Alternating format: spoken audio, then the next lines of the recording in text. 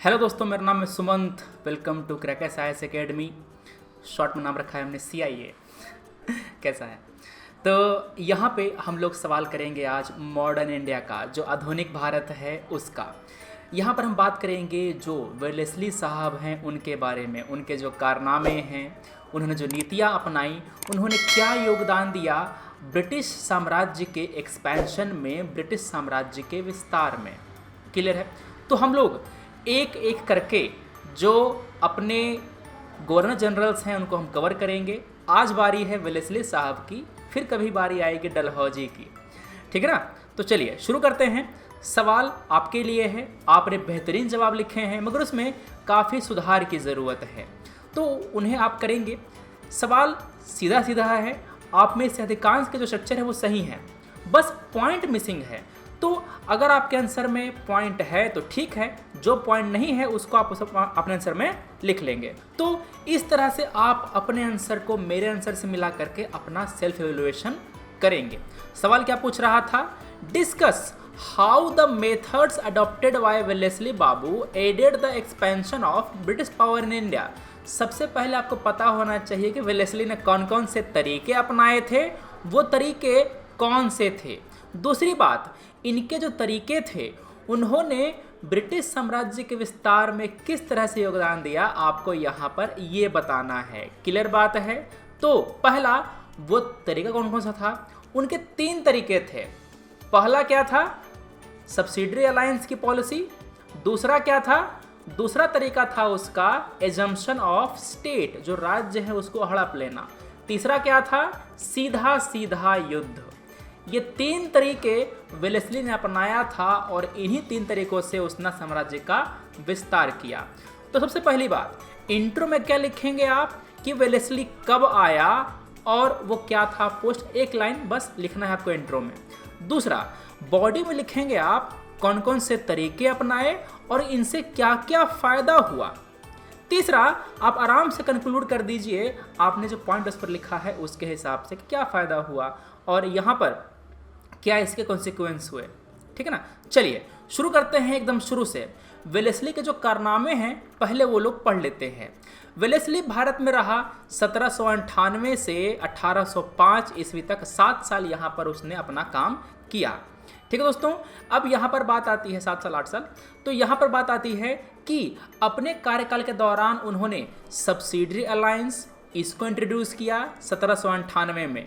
पहला अलायंस उसने साइन किया हैदराबाद के निज़ाम के साथ। पता है, हैदराबाद के जो निज़ाम थे काफ़ी लॉयल थे ब्रिटिश के प्रति।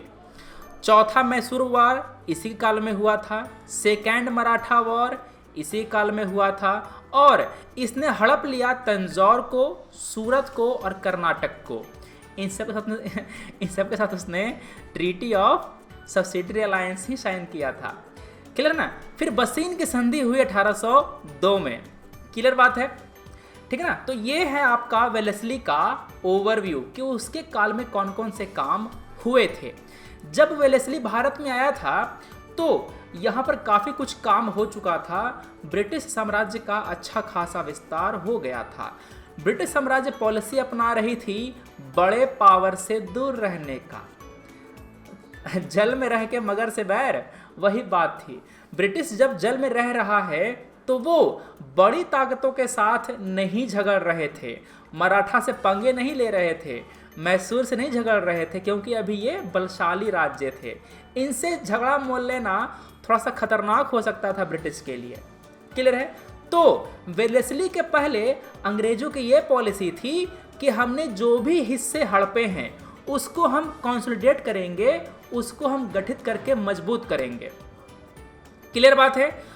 यहाँ पर भारतीय पावर के साथ जो कन्फ्लिक्ट है उसको अवॉइड करते थे, ज़्यादा से लड़ाई ना हो उसको प्रेफर करते थे। मगर जब वेलेस्ली बाबू आए तो उन्होंने देखा कि अरे मराठा और मैसूर दोनों का पावर घट रहा है, दोनों धीरे धीरे कमज़ोर हो रहे हैं, लोहा गर्म है, क्यों ना हथौड़ा मारा जाए। तो वेलेस्ली ने धीरे धीरे उसको उंगली करना शुरू किया। क्लियर है?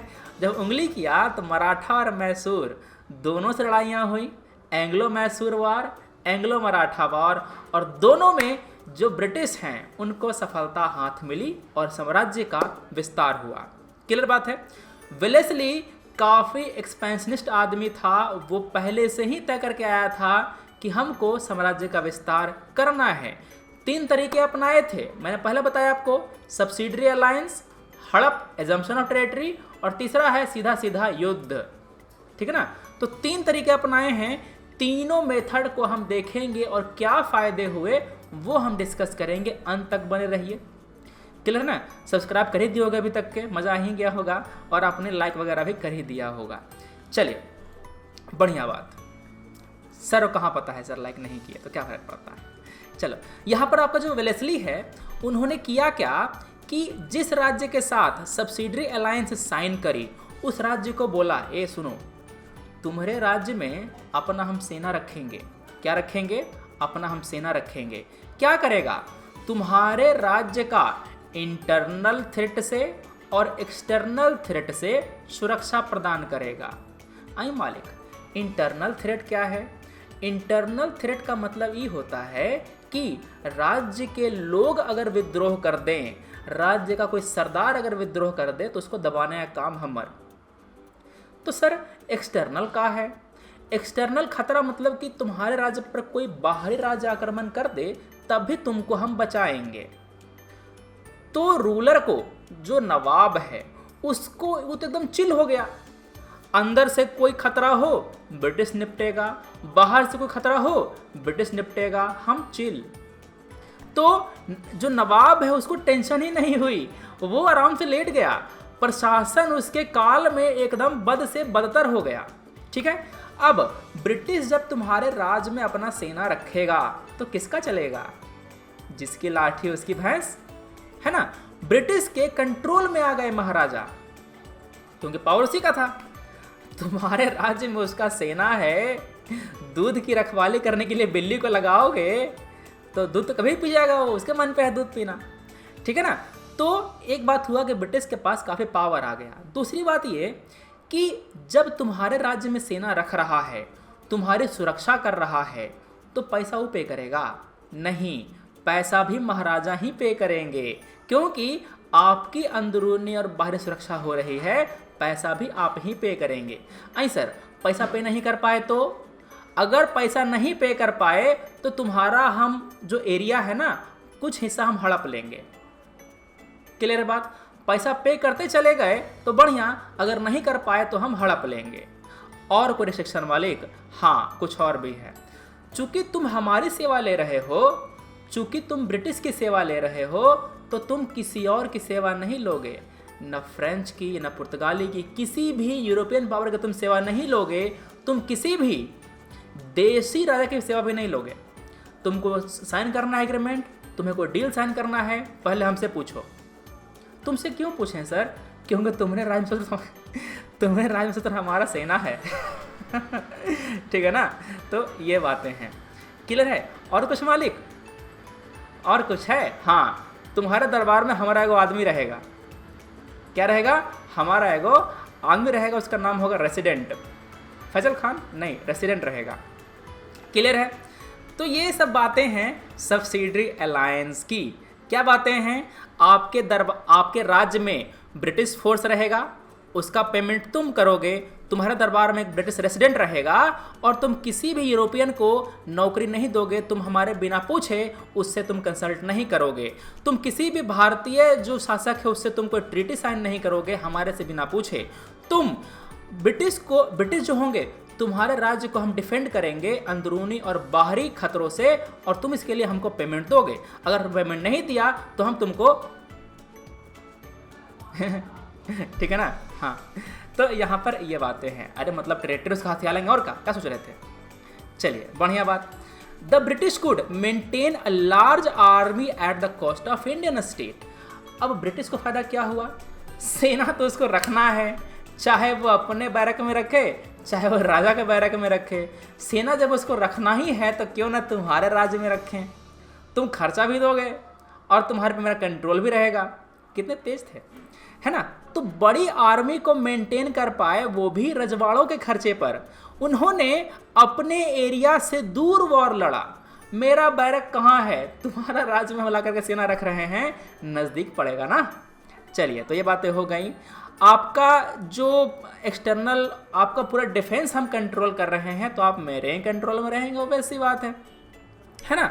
अगर कोई समस्या किया, चू चपड़ किया, तो शासक को हम लोग हटा दिए, उसको हमने ओवरथ्रू कर दिया और उसका टेरिटरी हमने हड़प लिया। ये था आपका पहला रूल।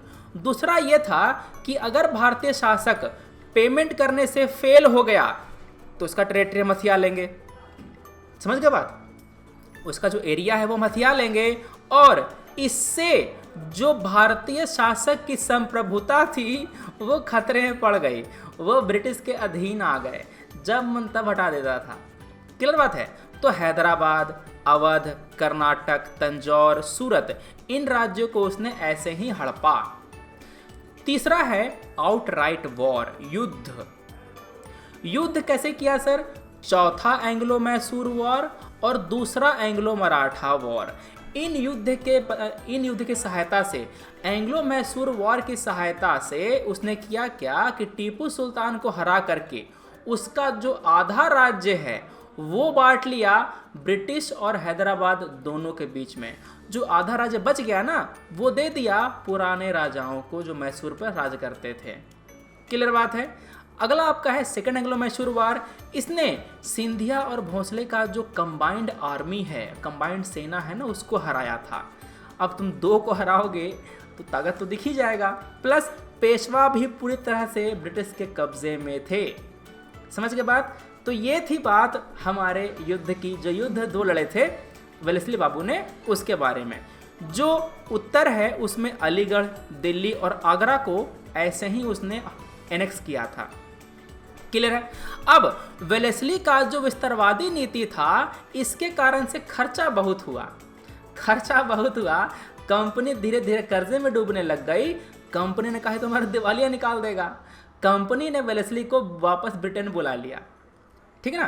तो बुला तो लिया, मगर इनको जो करना था तो कर दिए, है ना। ब्रिटिश साम्राज्य को इसने इतना विस्तार कर दिया कि सबसे बड़ा जो पावर है बन गया भारत में ब्रिटिश।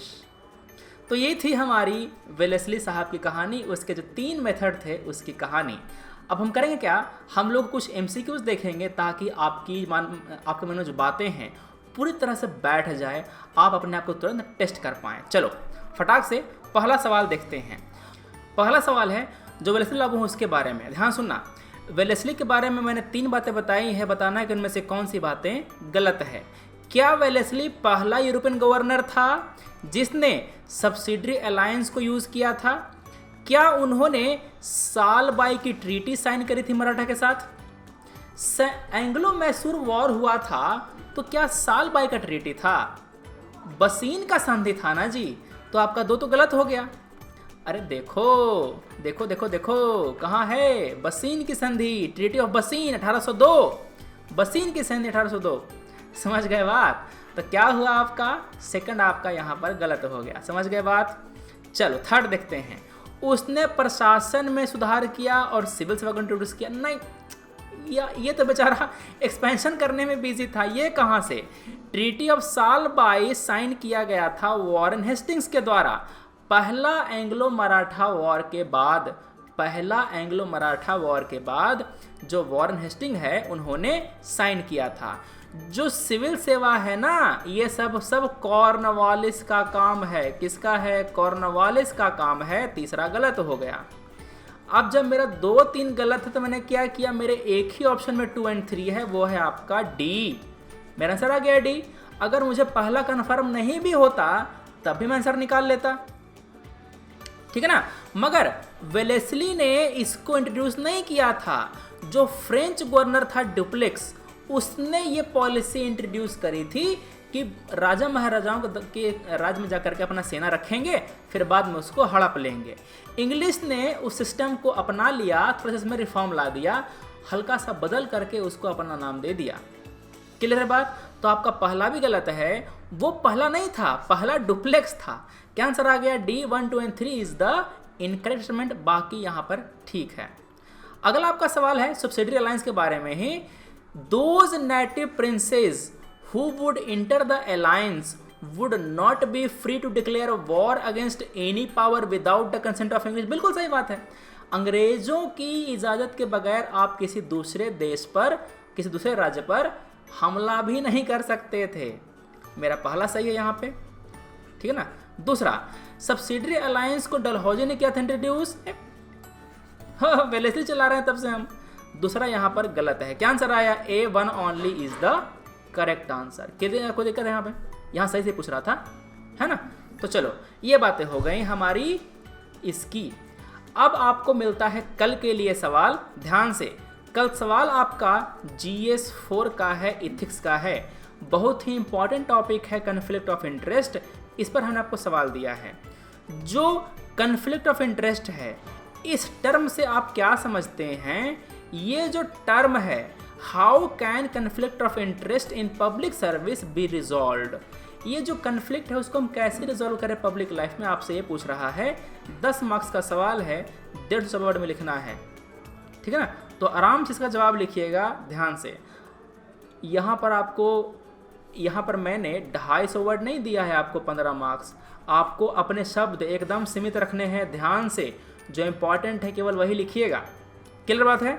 तो चलिए इसका आंसर लिखिए, टेलीग्राम पर सबमिट कीजिए। टेलीग्राम का लिंक नीचे कमेंट सेक्शन में पड़ा हुआ है, उस पर क्लिक कीजिएगा, ठीक है। चलो मिलते हैं हम लोग अपने अगले वीडियो में।